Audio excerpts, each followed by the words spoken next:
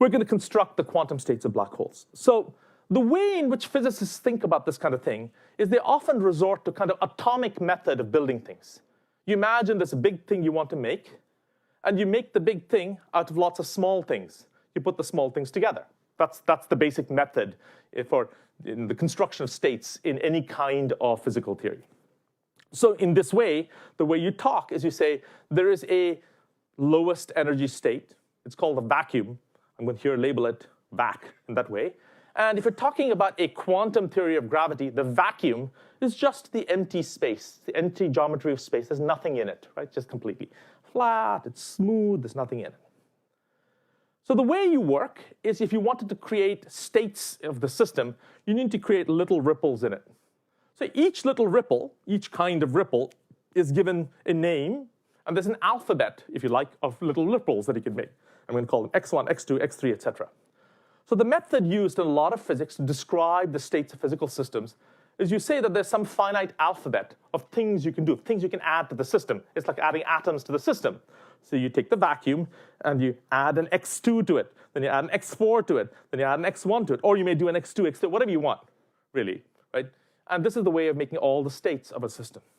So it's like creating, we can now think more like a computer scientist or an information theorist or something, and recognize that this is like taking an alphabet. Here, all of these elementary excitations, elementary particles, or elementary ripples you can add to space and time. And what you're doing is you're creating very long words from the alphabet. And in this kind of description, the energy or the mass of the state basically increases with the number of letters you add to the alphabet. There was a question there. Right. So it doesn't necessarily have to be in all cases, but in the cases that we're thinking of here, there is a finite alphabet of this kind. So in all the physical theories we're thinking about, there are a finite set of fields, as they're called, or a finite set of objects of that kind, from which you construct longer things. You can make an infinite tower of possible kinds of excitations or things in the world, but you make them out of a finite vocabulary. Yeah. So I'm going to argue from just that fact that almost all black hole states are insanely complex. And we can do that like this. In this language, to make a black hole state, you need to use a very long word built from your alphabet. So it's x3, x1, x4, very long word. To have it have the necessary mass, the number of letters n in the word you have to construct, which is describing the sort of patterned excitations you're putting in the world, must be proportional to the mass of the black hole. So it's much, much bigger than the alphabet size. Now you can resort to a theorem from information theory. The theorem says that almost all long words built out of a finite alphabet live in a certain typical set of statistically random strings of letters. There's a concrete mathematical version of that. You say let p of x be a probability of a random letter in a string. Let q of x be sort of the random distribution. Then there's a theorem by Sanov that says you see the spirit of the thing. You can quantify that if you make very long words out of a finite alphabet, then overwhelmingly many of these very long words look statistically random. In other words, most of the states that you could construct to describe a black hole microstate, most of the things you could do to describe the microstate of a black hole are in this sense algorithmically complex. There is no short rule, algorithmic rule for generating any of these states. There's no way to compress it to a shorter description. It is just statistically random. So perhaps you might wonder that this kind of crazy complexity of the microstates of the black hole is the reason why it's also hard to decode, right? Because there's no way of finding a simple rule that tells you what it is. So let's probe that further. And indeed, probing this further has been one of the things that the IT from Qubit collaboration that we're in the Simons Foundation has been doing a lot over the last few years. So let's talk about what does complexity in this sense mean. So I'm throwing about the word, this is a complex microstate, this is complex, that is complex. But the field that's really studied the notion of complexity most carefully is computer science. So going back decades, there is the sort of parent definition for many of the definitions of complexity, which is due to Kolmogorov, great Soviet mathematician. And he basically said that the complexity of a string, the kind of thing we're talking about right now, right? This long string built out of a finite alphabet, the complexity of a string of letters is the length of the shortest program that can generate it. That was Kolmogorov's definition. Later on, in information theory, Jorma Rissanen had a related definition, saying that the complexity of a string is the length of the shortest code for transmitting it. So that's like taking an image, converting it into a JPEG, which is definitely smaller than the original image, and then sending that, right? It's the best, shortest code you can get. So the more you can compress it, the less complex it is. Then when people are actually building computers, either classical computers or quantum computers, there's a related notion of circuit complexity, which says that the complexity of a computation counts the number of elementary operations or gates you need in the system to carry out the computation. So let's take the spirit of these three definitions and apply them to physics. You might suppose that any sequence of physical operations in a system is a computation, and the things that require lots of physical operations are somehow more complex. I'd like to think about this spirit of things and apply it to the thinking we just did about black holes, their microstates, and why they're hard to decode. So first, I'd like to argue to you that it's a fact that simple initial states, I'm here thinking of elephants and dictionaries as simple states of matter that are sort of very organized, can in fact evolve into black holes. We've already seen that, of course. We've seen that black holes are the universal endpoint of gravitational collapse.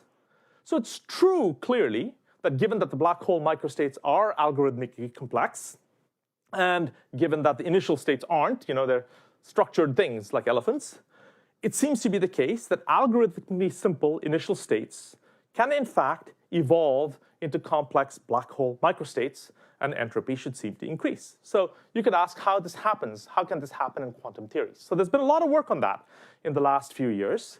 And the kind of picture you develop is the following. So you start out with an initially organized state, quantum state. But it has a complicated dynamics. The complicated dynamics causes all the elementary constituents of your quantum system to zip around like crazy. And they interact. And they develop a property called entanglement between each other. I will tell you more about entanglement in a minute, but for the moment, you should think about it as a spooky property that causes individual pieces of a system to be sort of tied up with each other, correlated in a kind of quantum mechanical way. I'll tell you more about that in a minute. Right? So this can happen.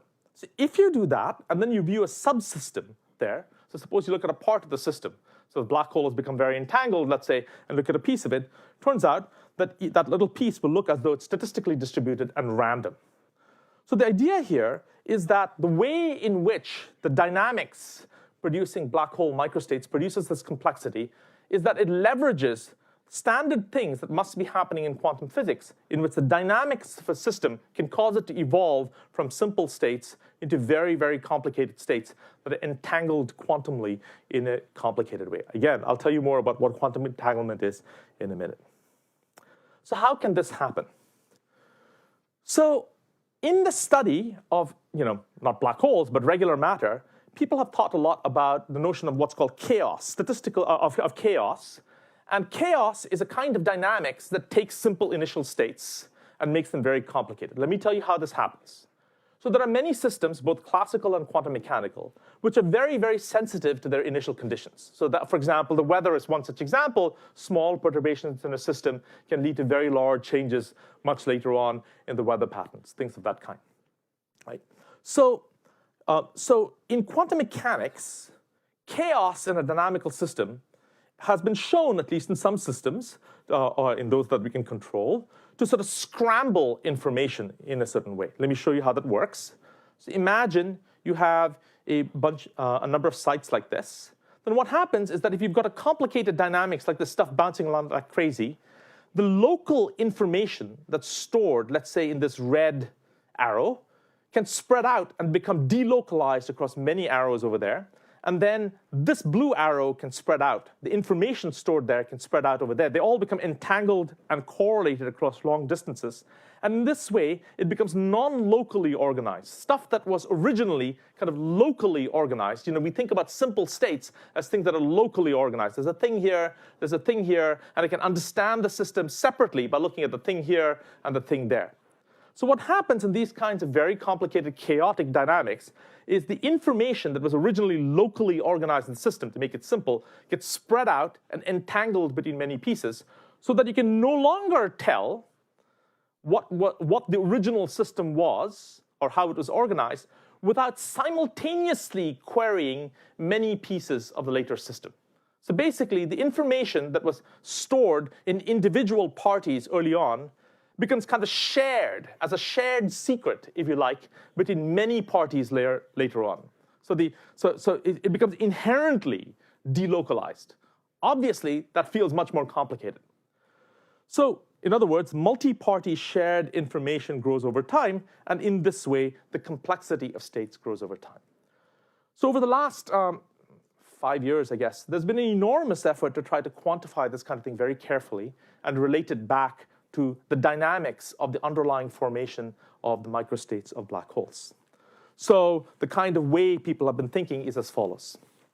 So in the traditional field of computational complexity theory, the way people think about this kind of thing is they say, well, I want a certain time evolution in my quantum computer. So I start with a bunch of bits organized on these wires. And then what do? I start acting on them with various kinds of computational gates. So in the language of quantum computers, in a physical quantum computer, that would be like having lasers that act on multiple quantum bits on multiple quantum bits at the same time to change them in some way to a computation. So then you ask yourself, how hard is it to do these operations? And a hard operation, for example, acts on many of these bits at the same time. An easy operation maybe acts on 1 or maybe 2 bits at the same time, acts on a small number of bits at the same time. So what you do in computational complexity theory is you ask, here's the computation I want to do. Here's the initial state that I put into my quantum computer. The computation involves producing a different state in the system after some time. And you ask yourself how difficult that is to do. How many operations should you do? How should you organize them? And so on.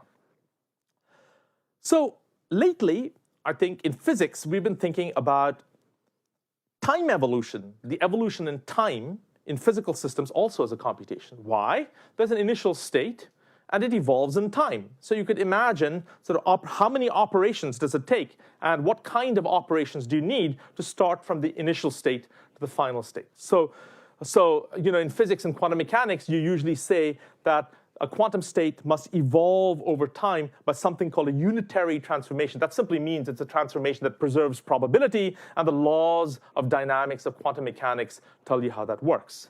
So what people have been doing is you can convert that kind of problem into a problem in geometry where you consider this time evolution in a physical system as a kind of geometric motion in the space of possible transformations you can do to quantum states. So it's a bit abstract, but you sort of geometrize the problem, because if you turn it into geometry, there are lots of tools you have for solving that problem. And there has been a lot of progress in trying to understand whether or not, how complex is the time evolution of this physical system versus that physical system versus this chaotic system. If this is the time evolution that's being prescribed by the physical dynamics, are there any shortcuts? Are there any shorter paths? Things of this kind. So people have made a lot of progress. So what progress have they made with regard to the black hole problem? So to explain the physics of black holes and why you get this enormously complex microstates developing as the thing collapses, you need to have an effect where the complexity of the underlying quantum state grows linearly for an exponential amount of time. That's because, in the end, the thing needs to be exponentially complex. It has to be very, very complicated.